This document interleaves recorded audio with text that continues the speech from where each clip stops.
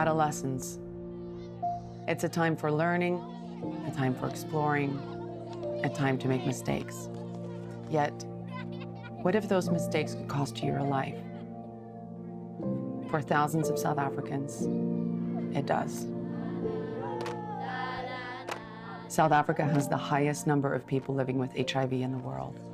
And although we know this disease is completely preventable, 1/3 of all new infections are young people between the ages of 15 and 24.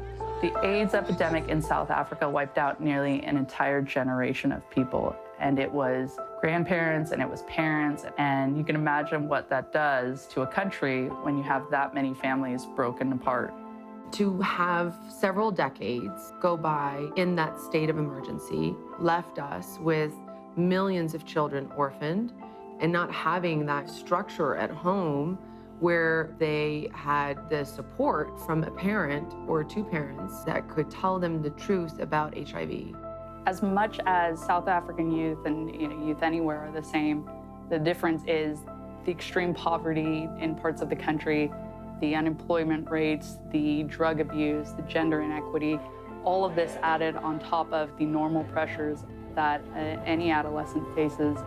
Everybody has a story about a mistake they made when they were a young person, but you make that mistake in South Africa and you quite literally could be risking your life. The mission of the Charlize, Theron Africa Outreach Project is to invest in African youth to keep themselves safe from HIV. We are grant makers, first and foremost. Program grants and also capacity building grants to make their organizations more effective and efficient. We see our role as a connector. We network on behalf of our grantees, and we also spotlight their work. We seek out community-based organizations that are in direct contact with the youth and that use really innovative ways to engage this group that's really hard to reach.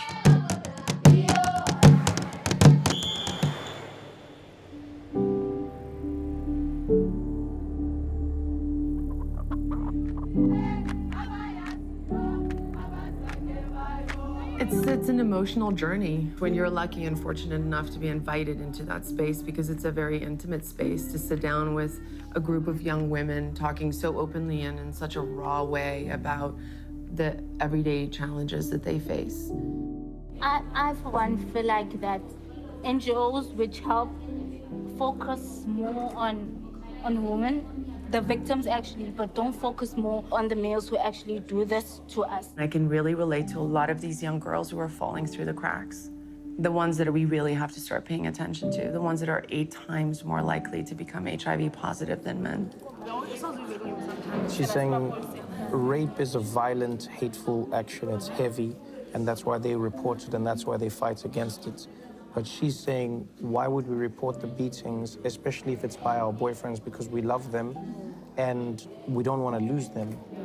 I sit with those women and I realize that we have to keep fighting and we have to support each other. And when I say that, I mean that those women in that room need to support each other, but we need to support them. It's hard, and it's hard. But when we're growing up, abazali bethu they teach us ukuthi kumele sithole kubo, but the truth is kumele uyithole la. Sitting here today with all of you as a woman, I feel empowered, and I want to thank you guys for empowering me, because I think sometimes we forget how great we are, and sometimes we forget how we shouldn't let people treat us the way they might be treating us, or that we should leave a relationship. So I just want to say today, as a fellow woman, I feel so inspired by all of you. Because people like you back there, I'm talking about you. I'm talking about you right there. I'm gonna come over there right now.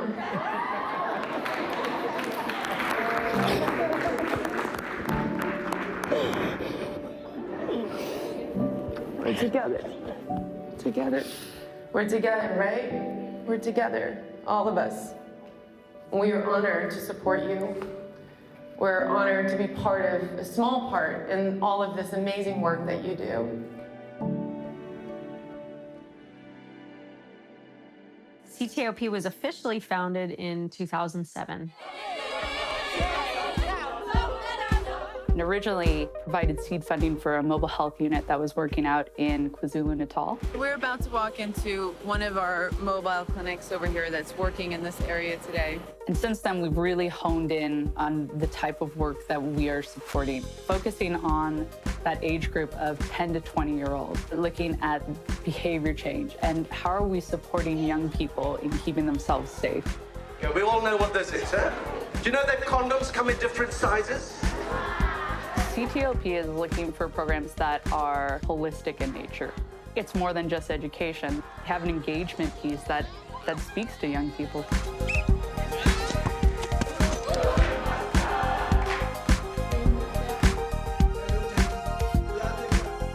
Our goal is to support these organizations so that they can reach and empower more young people.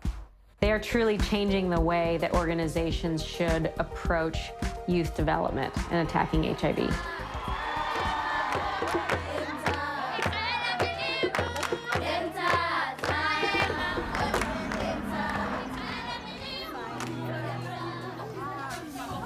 Hi, everybody, hi.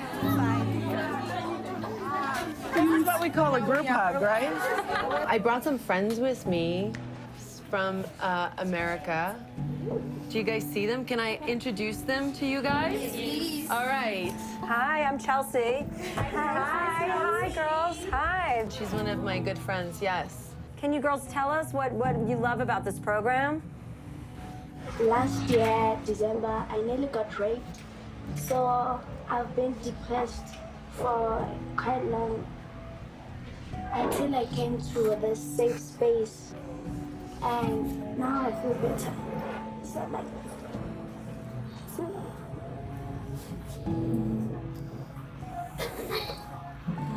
So I got help. Yeah. It's good.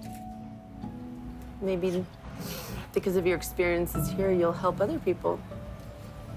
That's pretty powerful when you think about that, right?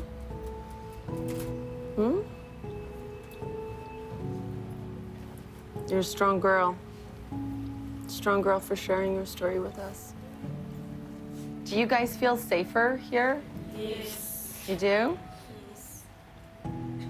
You know what? There's nothing more powerful than a woman, but a group of women, oh boy, watch out. Yeah. You guys, this is a lot of power right here in this room, right here. You guys believe that, right? You believe that you can actually make change happen, right? Faith. You sure? You just touched my boob. We started CTAOP with the belief that we can stop AIDS. 10 years later, I believe that more than ever. And that's because I see what these young people are capable of. When I think about the future of CTAOP, we're really thinking about how do you empower the leaders of tomorrow by giving them resources and opportunities today. In working with youth, you're working with an entire generation. And what could you do to empower them and give them the tools to be able to negotiate safe sexual relationships and to know their rights? They are the generation that can end this epidemic, but they can't do it alone. We're moving towards something that could very well be the legacy of this generation, and that could be the legacy of we ended AIDS.